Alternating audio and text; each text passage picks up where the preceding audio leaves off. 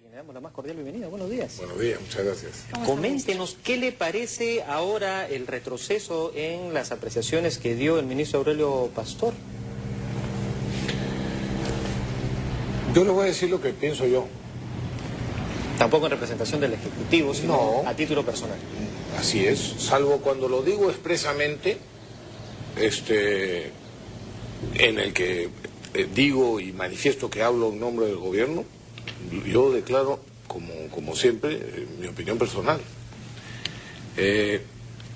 Cuando a mí me acusaron, con 5 acusaciones constitucionales en el Congreso, 5, y se inició el debate para la formación de la causa y para ver si el Congreso aprobaba que se formara una comisión investigadora, yo corté el debate. Le dije, un momentito, no perdamos tiempo. El primer interesado en que se investigue soy yo. Porque con la investigación voy a demostrar que la denuncia es falsa. Y yo no estoy dispuesto a que quede duda sobre mi honestidad. Así que no discutamos. Por favor, yo pido expresamente que se forme una comisión investigadora y se me investigue. ¿Por qué? Porque estaba seguro de lo que efectivamente pasó. Demostré que era una patraña en la denuncia. De manera que cuando hay acusaciones que involucran posibles casos de corrupción, yo creo que los primeros interesados en que eso quede clarito son los acusados. De manera que creo que el ministro Pastor le hacía un favor a América Televisión y al Diario de la República y al señor Toledo. A mí no me parece que plantear una investigación, puede ser que la mejor opción no sea que la haga el Congreso, porque efectivamente se politiza y hay miedo a que se politice, yo no acepto eso. Pero sí se debiera investigar, porque ahí hay cosas, yo no estoy afirmando que hayan actuado necesariamente mal los medios de comunicación involucrados, pero el que sí puede haber actuado mal, porque ellos pueden ser los beneficiarios de suertudos, vamos a decir así, pero que haya habido intención de parte del señor Toledo hay bastantes indicios. Ahí está el testimonio de César Campos, ahí están el testimonio del señor Bertini, hay muchas conversaciones personales del señor Bertini con distintas personas que indican que hubo presión. Y no sería extraño que lo hubiera. Acuérdense de varios casos de la época del señor Toledo en el que presionaba, hasta por el caso de Saraí, al juez, al vocal que le correspondía resolver. Antes de ir a este tema de fondo, ministro, si me permite, que es lo que ha mencionado usted, la pertinencia de la investigación o no, y si es el momento adecuado. Lo que genera un poco en la población, o lo que podemos observar en los distintos medios, es una reacción ante algo como que bien mencionó Julio al inicio, ¿no? Que tiene que ver con que el ministro Pastor dice algo, luego retrocede, no se vio que lo apoyó el presidente del Consejo de Ministros, y eso no demuestra un poco como que hay un fraccionamiento, diferencias dentro del gabinete ministerial. No, este tema no se habló. Es decir, no se definió, se tocó. Se tocó al inicio, sí, como se fue tocó, presidente. pero no se definió el asunto. Pero el ministro Pastor tiene derecho, todo derecho a decir lo que piensa. También tiene derecho a retroceder si lo desea. Pero yo no creo que fue imprudente. Y por supuesto no creo que fue un atentado, o la propuesta es un atentado contra la libertad de prensa, perdóneme. No creo en eso. Resulta que todos podemos ser investigados por cualquier cosa, pero un periodista no puede ser nunca investigado. Un medio de comunicación no puede ser nunca investigado.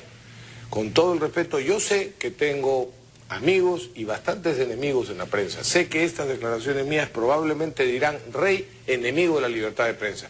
Pero yo creo que los televidentes y la gran mayoría de los peruanos sabe que los medios de comunicación y los periodistas no son intocables.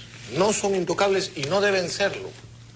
Y en cualquier país civilizado, el que se investigue un tema no significa un atentado contra la libertad de expresión, a pesar de lo que diga la Sociedad Interamericana de Prensa, a pesar de lo que puedan decir los comunicados en primera plana o en primera pantalla. Ese es mi pensamiento. Yo no tengo miedo de decir lo que pienso. Cuando hay posibles hechos irregulares, todo el mundo está sujeto a la ley y no hay que tener miedo de investigar lo que pueda ser motivo de corrupción. Y finalmente, el que es acusado debiera ser el primero de decir, un momentito, al primero que le interesa que se le investigue soy yo, porque voy a demostrar que lo que se está afirmando es falso. Ahora, Usted ha comentado que el señor Bertini ha dado muchos testimonios respecto de la existencia de presiones de parte del presidente Toledo para determinados fines. ¿Usted tiene información más precisa al respecto? ¿Se ha comunicado con él? ¿Ha recibido información? No he hablado con él últimamente, no voy a decir más sobre el tema, por eso, pero sí creo que por mucho menos se investiga gente y hasta se le denuncia, por mucho menos. Por ejemplo, evidentemente en Bagua hubo muertos, ¿no es cierto? Sí, claro, hubo muertos. Pero quienes están ya acusados de asesinato agravado son dos generales y varios miembros de la Policía Nacional. ¿Usted sabe cuáles son los indicios de supuesto delito del general Muguruza y del otro? Muguruza creo que se llama. Muguruza. Nunca me acuerdo bien del apellido. Y de los otros efectivos de la policía. En el caso de uno de ellos, la acusación fiscal dice, por no haber tenido información suficiente sobre lo que se estaba produciendo en la Curva del Diablo, por ejemplo. O sea, porque un policía, un general, no fue adecuadamente informado de lo que estaba sucediendo o al detalle de lo que estaba sucediendo, cosa que no es necesariamente falta de él, pero en ningún caso es justificación para acusarlo de asesinato agravado. Sobre todo en un caso en el que 24 policías fueron masacrados. Claro, entonces, lo que sucede es que... Sí, pero quiero hacer comparación. Sí. Es que la gente que no tiene defensa, los policías que no tienen padrinos, que no tienen medios de comunicación para poner titulares, que no tienen partidos políticos para defenderlo, o no tienen el prestigio, entre comillas, de haber sido presidente de la República, no tienen quien los defienda. Pero son ellos y los militares, por ejemplo, los que nos defienden a todos nosotros. Claro, lo que pasa es que en la administración de justicia en realidad el rol le corresponde al Poder Judicial. Entonces, y se supone que las normas creadas en el Congreso y todas las disposiciones... Por eso digo, quizá la persona más conveniente, o sea, la entidad quizá más conveniente para que investigue el tema, aunque para muchos otros casos sí se va al Congreso. El Congreso puede investigar todo lo que pueda ser de interés público. ¿Esto no es de interés público? Fíjate si ha ocasionado noticia. Pero en fin, acepto que no sea el Congreso. Pero la Contraloría o la Fiscalía me parece que sí. Pero se ha cuestionado también el hecho de que se plantee esta investigación luego de que el señor Cruzillat fuera el que hiciera la denuncia. ¿Qué respondería? No, yo creo que la investigación se planteó de manera, es decir, natural cuando le preguntan mejor dicho, cuando sucede la declaración del señor Bertini. O sea, cuando muestran las declaraciones del señor Bertini. Hablando del señor Cruzillat, sí hay un tema que me gustaría también un poco saber cuál es su posición. Ya se ha hablado de la posibilidad de revocar el indulto en caso se compruebe que no esté enfermo de gravedad. ¿Cuál es su parecer sobre ese tema? Yo no soy abogado, pero he leído la Constitución y las cosas. Y he escuchado el testimonio de muchísimos juristas. Tengo entendido que el caso de indulto, una vez producido, tiene calidad de cosa juzgada. Punto.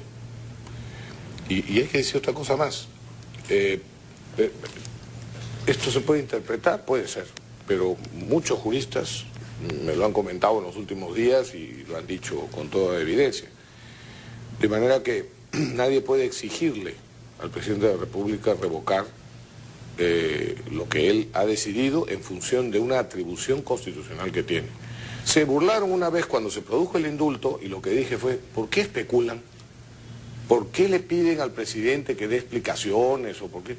El presidente, para conceder el indulto, para hacer uso de un derecho constitucional, una atribución constitucional, no tiene ningún condicionamiento, no tiene que explicar, no tiene que motivar su indulto. Sin embargo, está establecido que hay 4 causales, por lo menos, o 4 requisitos que tiene que tener una persona para beneficiarse con un indulto. Sí, ahora, es cierto que esto le corresponde al presidente por derecho constitucional. Pero ¿qué sucede si los elementos que lo llevan a tomar una decisión como tal, beneficio o un indulto a una persona, resultan siendo falsos o han sido condicionados? Pues entonces esas personas pueden tener una responsabilidad. O el presidente pudiera también tener un análisis más claro del tema, darse cuenta de que esto ha sido una burla o ha sido en todo caso algo condicionado y revocar un indulto. ¿Eso no considera también viable, posible? Aparentemente, desde el punto de vista jurídico, no. Es exactamente igual a lo que sucedería si un juez determina una causa y ya en instancia final, ¿no es cierto? Lo que se señala es que... Ojo, Lo que pasa es que no siempre es hay un una caso instancia a la cual recurrir cuando un juez no...